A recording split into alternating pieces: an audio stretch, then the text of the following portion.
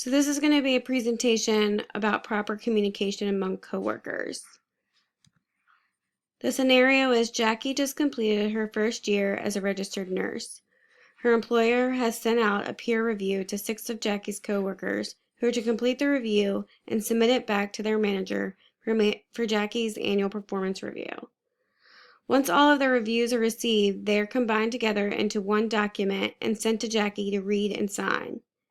As Jackie reads through her peers' comments, she realizes that one of her coworkers had a lot of negative feedback about her performance, with comments such as, "Sure, she is available to witness medication removals and waste from the Pyxis machine, but I often see her sitting in the hall on her cow while her peers are admitting new patients and scrambling to get things done.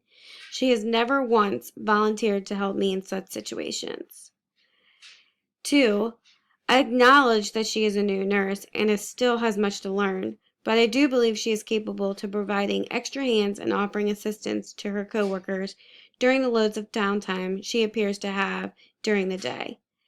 I do recall one shift in which the charge nurse had given her a 4th patient while one of her patients was discharged and waiting on their medications to be filled through the pharmacy. Instead of giving this patient to the nurse who had already discharged her for 4th patient earlier, the charge nurse decided she would be able to pick up this new patient because she was in the break room and on her cell phone for some time instead of working with her patients. Jackie felt attacked by her coworker. She felt that the feedback was hurtful and far from the truth. Every other appraiser's feedback was positive and stated that she was much of a help to all of her team members and a great addition to the unit. Even though Jackie's review ended up being a good review, she couldn't get past the fact that one of her coworkers, unknown to her, had such a negative opinion of her and her work performance. Jackie became less confident about her work, embarrassed, at times angry, and paranoid. According to Mayo Clinic, feedback should not be anonymous because it lacks empirical support to promote professional growth. Positive relationships materialize from focused, skillful dialogue. The best way to select the participants in the appraisal is by providing a collaborative approach with the employee. Information in a performance review should never be a surprise and should be previously addressed prior to the appraisal. This is what this nurse should have done before she had written this in her peer review. She should have approached Jackie when she felt that she was not helpful and given her words of encouragement to help progress her performance growth. What makes criticism constructive? Appropriately motivated and positively intended, objective, specific, relevant, and to the point, timely, and offers ways of improvement. Tips to give criticism. Focus on the behavior and not the person.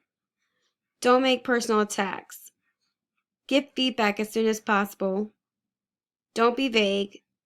And give passive feedback, keeping your focus on the subject and not the person. Receiving constructive criticism. When receiving, you should remain cool and calm. Try not to take it personally. Listen carefully and make sure you fully understand what the key issues are.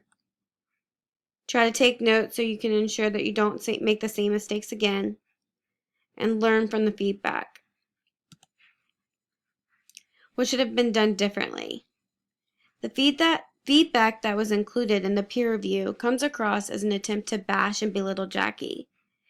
The reviewers should have addressed their areas of ideas with Jackie at the time they were presented. If the reviewer felt that Jackie wasn't being helpful, then she in return should have asked her for help. If she felt uneasy about confronting Jackie, she should have addressed her concerns with a charge nurse or someone in management to help her address these situations. The comments that were received should have been written in a different manner. For example, Comment 1. Sure.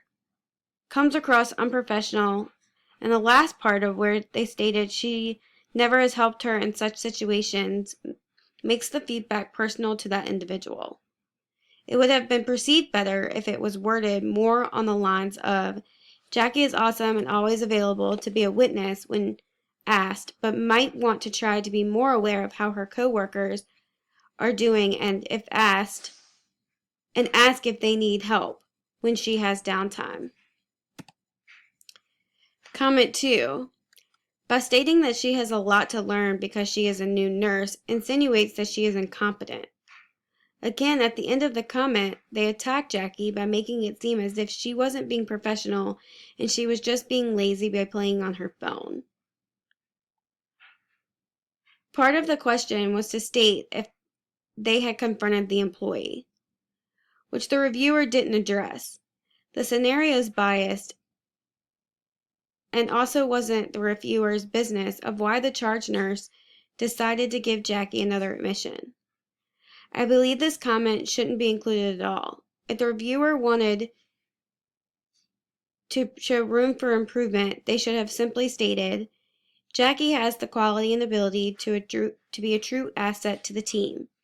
She seems to be very good at her time management skills. When Jackie has free time, she should try to offer assistance to others and try to start learning how to become a resource to others. This is a little quote from Winston Churchill that we all could probably take away from this message. Criticism may not be agreeable, but is necessary. It fulfills the same function as pain in the human body. It calls attention to an unhealthy state of things. Inappropriate criticism or negative criticism can be detrimental to a person's work performance and to a relationship between coworkers. I do not believe that peer reviews should be done anonymously, and I think that in the future, this specific unit would do better if they had face-to-face peer reviews.